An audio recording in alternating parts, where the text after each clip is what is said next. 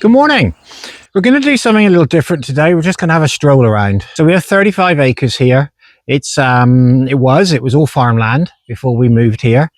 So we put all the gardens in ourselves. So yeah, we're going to have a stroll around. Apologies now for the brownness of the grass. It's been really hot. We've had some 42 degree temperatures with the humidity over the last few weeks. And I think this week we're going to be hitting 35. So the grass is looking a little brown. But yeah, so let's go for a bit of a walk. I'm going to shut up now. Hopefully we'll hear a few. I heard that. I know. So the main entrance of the property, we have Annabelle's hydrangeas lining the right-hand side of the drive. I mean, at the moment, they're looking really nice. They will very, very soon now start to wilt. We don't water them. Obviously, it's shaded in here. They do appreciate the shade, but they will start drying out soon. But it's a nice little hedge to come in and to greet people when they come into the property.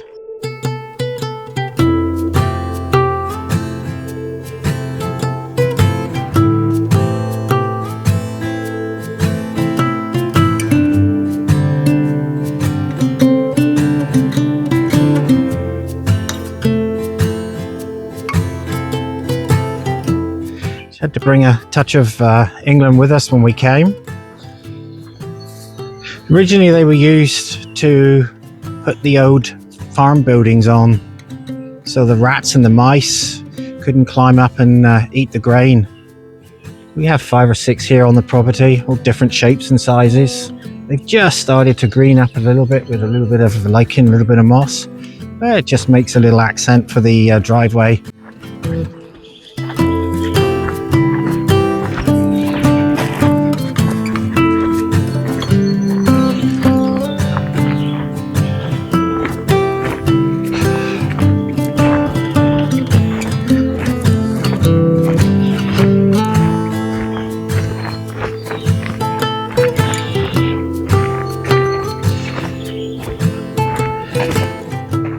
So before we planted all these hedges, all these trees, all this screening, we did have a really nice view from here out over the farmers' fields to the hills, Northumberland Hills.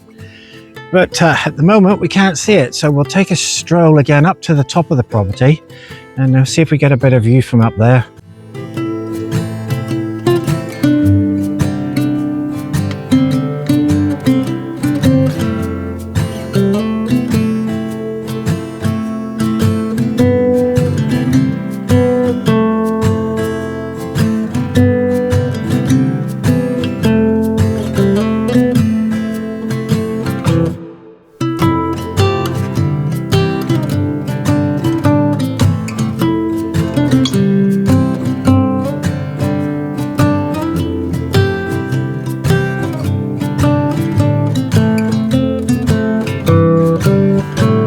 So when we first came, we set up the half-acre Victorian kitchen garden.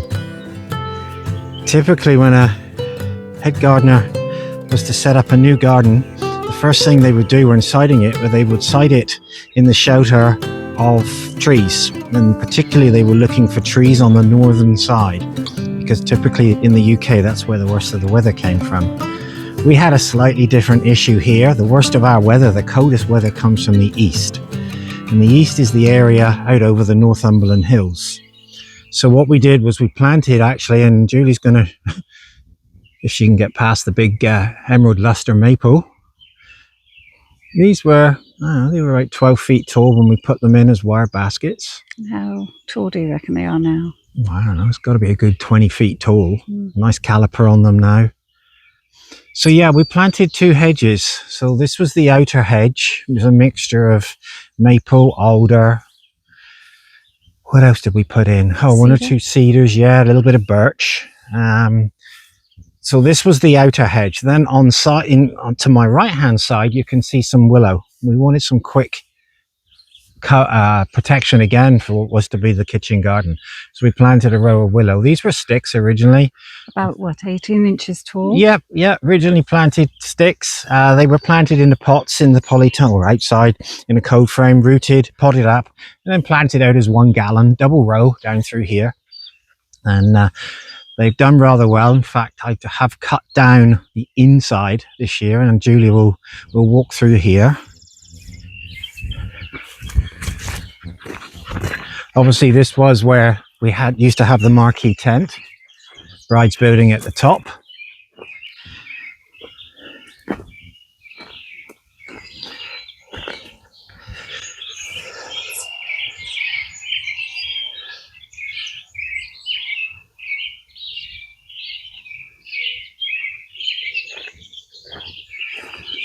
So this willow hedge was our second line of defense as such. I have cut down most of the inside row, and as you can see, they're all reshooting really nicely.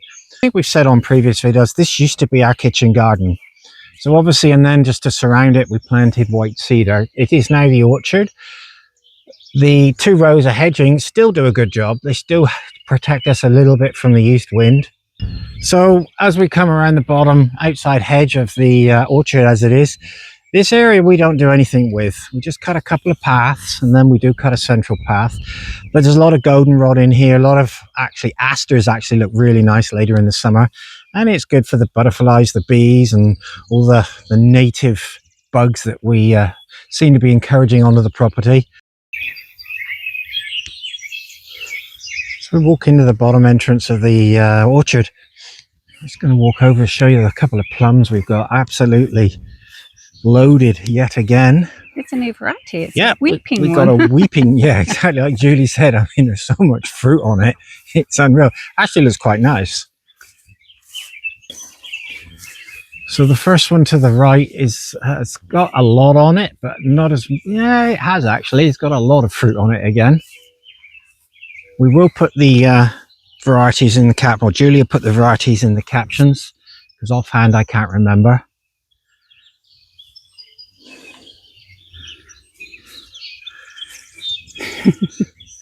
Yeah, well, you can see what this one's looking like. And it's already had a few June drops already. Yep. But they're still... Yeah, if you look down on the floor, you'll see, you can see a lot of the what we call June drop, and all fruit, apples, pears, plums will all get a certain amount of June drop. So the tree itself will drop a certain amount of fruit and then retain the rest. This one seems to have retained rather a lot. Impressive. Yeah, we have to show you that our peaches, I mean, And what causes... insects. Look at what they're doing. Insects take little nibbles, and then the peach literally bleeds. Both of our peach trees have really suffered. This one is not quite as bad. The one behind Julie is honestly going to be a write-off. It's got peach leaf curl, and it's not an easy thing to get rid of once you get it. We did lose a few branches as well in the winter in that ice storm. So I think this guy will be coming out at some point, and we'll be replacing it. I don't think I'm going to replace it with another peach. They just don't seem to do well. It gets a little too wet in here in the spring. And then we have an avenue of maples, and Gary's struggling to remember which variety it is. It's called having a senior moment. I'm still struggling. We'll put it in a caption. Yeah, I think you better, because I can't remember for the life of me.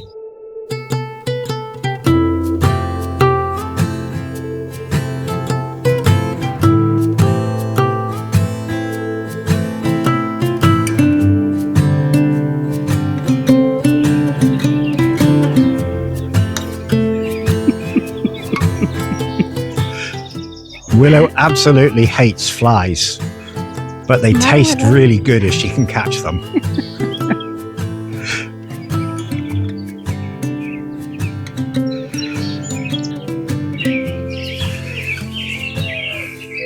So into the spring garden, not looking very spring-like at the moment, very summer-like.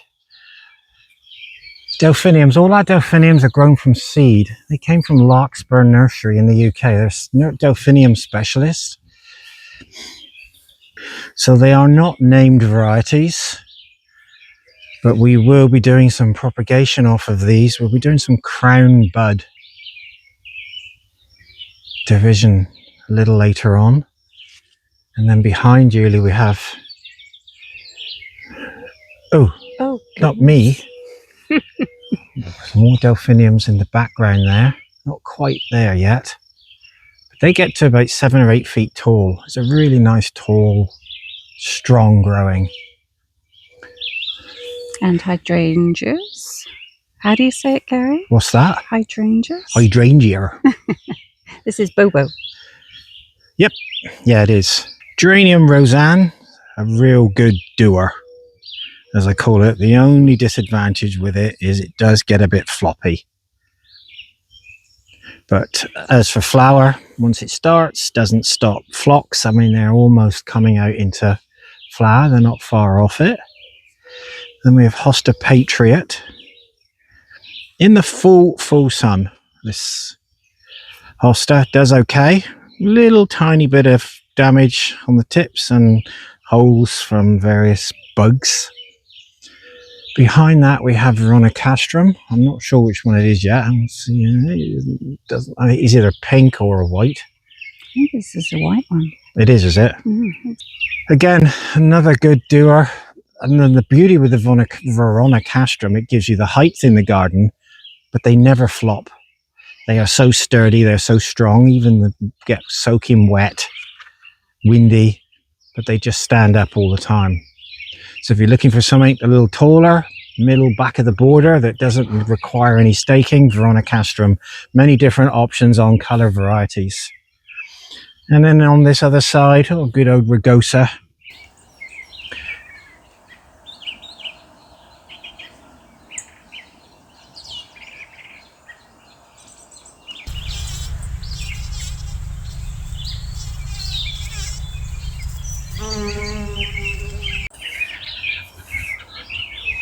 And then I like this Achillean. Yeah, it's nice. Again, seed raised. I think it's one of the summer pastels. Yeah. Yeah, it's a really nice pink, that one. I might have to have a few pieces off of that one. So we have Hosta blue mouse ears. Really nice, compact, nice blue flowers. And then behind that we have Miscanthus Northwind, that's correct. Yeah, I'd lost it then for a minute. Now this one does flop a little bit, and then up above behind we have some clematis, and then right over the very top you'll see Clematis pulphargus, or summer snow. And it's gone berserk this year. Absolutely crazy with flower and growth.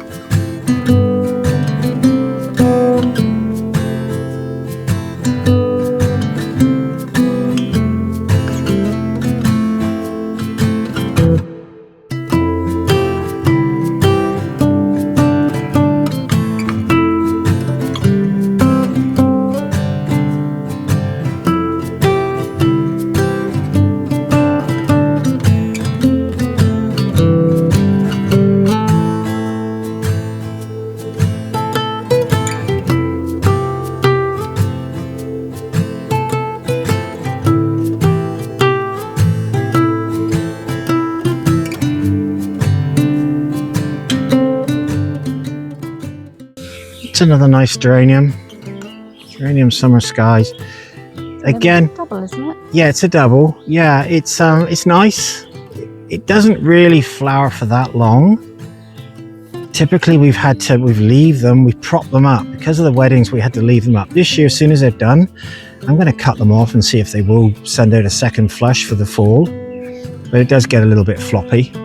And then just a little shot down through, back towards the orchard and the blue gate. It's just a mix of perennials, a few shrubs, some nice grasses.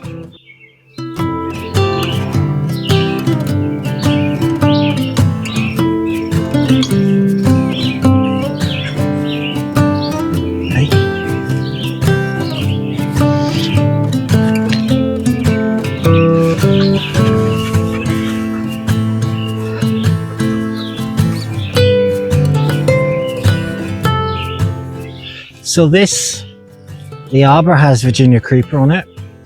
And then beyond that, we have a whole avenue of black walnut. There are 1 or 2 maples in here, but predominantly it's black walnut.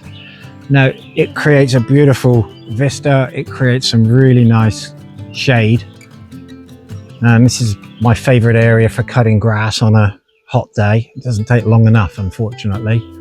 But black walnuts, really difficult to plant under. A lot of plants will not grow because of the toxicity of the black walnuts. Secondly, walnuts are a real pain when they start falling. You have to pick them up by hand or mush them up a little bit with a mower if you can. And thirdly, squirrels. We have so many squirrels here. They're just a damn nuisance because they take their walnuts, bury them, have a bad case of amnesia, forget where they've buried them, and then they germinate everywhere. And they have one hell of a taproot on them, and they are a real pain to deal with. And my dog's been stupid again.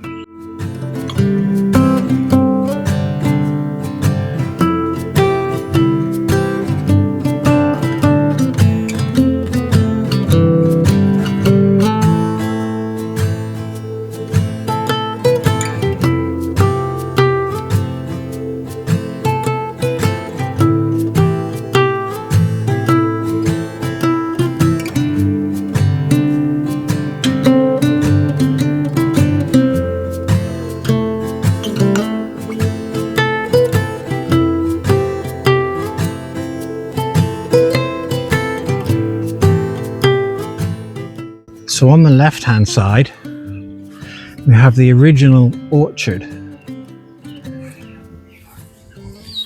Now, it did consist of, I think it was four apple trees. We're down to 1 1/4 apple trees now. We have an old aerial photograph of the property. We think it dates from about 1940. And it shows actually this little orchard. And it does show the big barn that used to be here as well. And the big barn blew down in 1954 in Hurricane Hazel. We'll put up a still of that just to give you an idea what the property looked like. But it's certainly seen better days. Don't think we're getting many apples.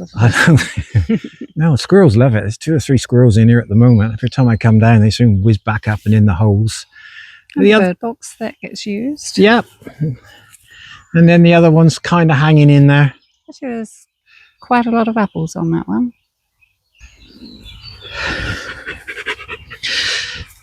So this laneway walking down used to be one of the original droving lanes that the farmers used to use. This actual property was part of a 200-acre parcel. The other 100 acres is the other side of the road. So they used to drive the cattle up through here on a regular basis. And then the walnuts are probably close to 40, 45 years old.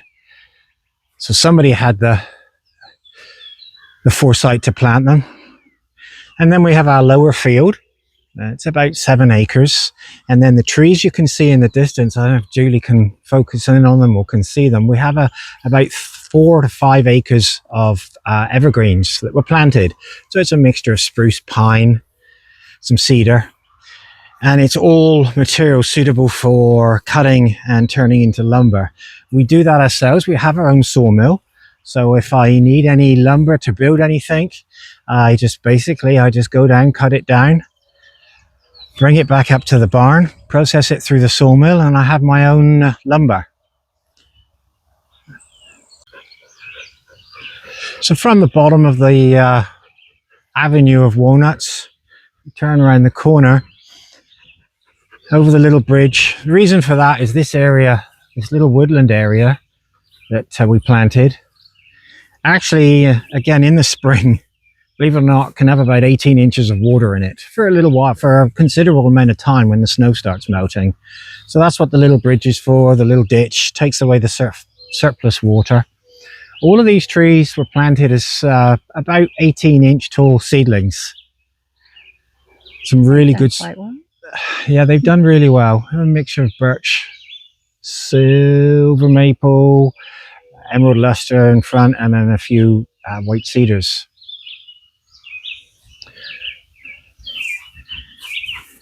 And then just a little peek into the bottom end of the gallery. We're not going to walk up. Well, we saw that a couple of episodes ago. Yeah. Oh, so apparently we're not going into there. No. Says the camera person. Yeah, I'm in charge. Right, she's in charge. So and then as we walk around the corner, we're down at the bottom back end of the cottage garden.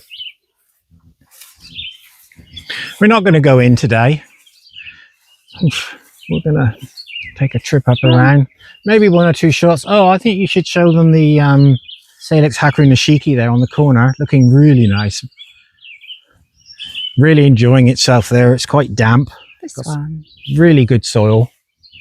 I love the variegation. And in the spring, it's has even brighter pink shoots. Oh, feature this one then, Julie. Okay. I can't think of... Who can guess what this is?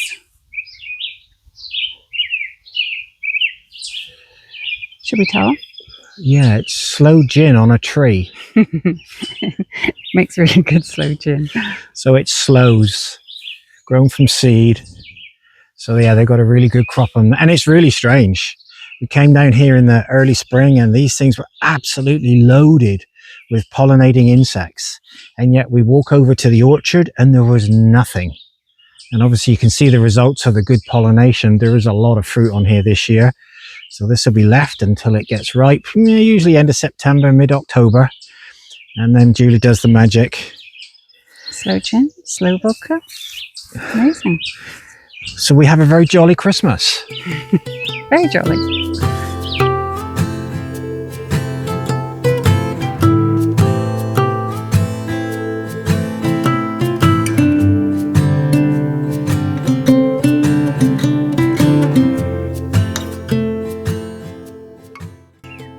Where is he?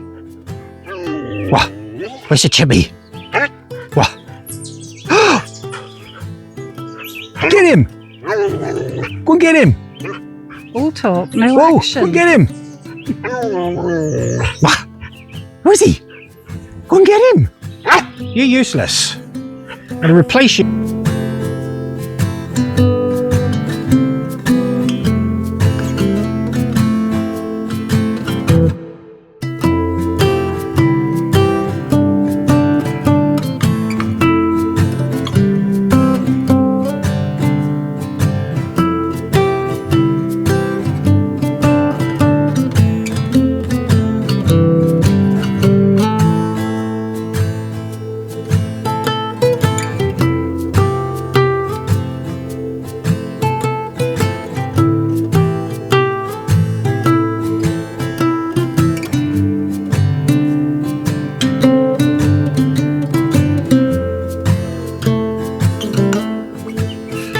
So we do have a, I don't know, we call it our landscape yard.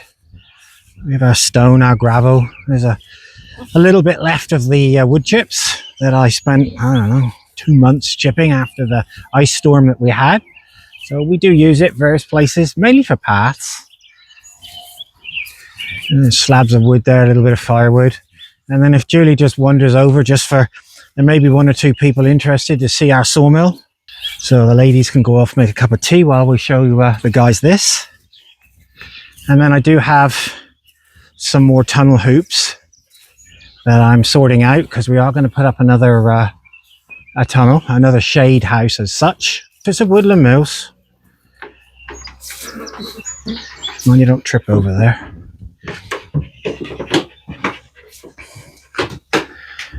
Nothing better than coming up here on a snowy day, running the sawmill.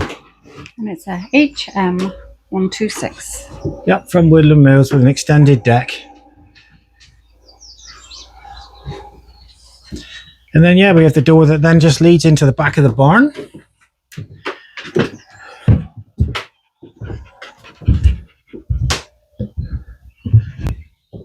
So we have storage upstairs. Little lean-to on the side for the tractors.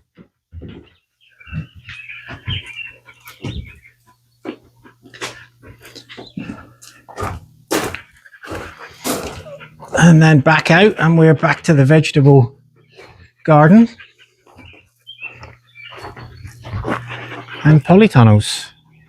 And just a sneak peek at how well the brassicas are doing, but we will go over that in another episode. Men.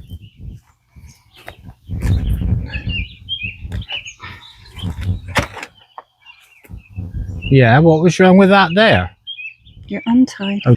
And then if we carry on walking around, we can then take you right back to where we start. I mean, you're not videoing, are you? Yeah. Oh, you are? Okay, yeah, if we walk around the top here, behind the scenes stuff, we have an old above ground pool that we use for irrigation.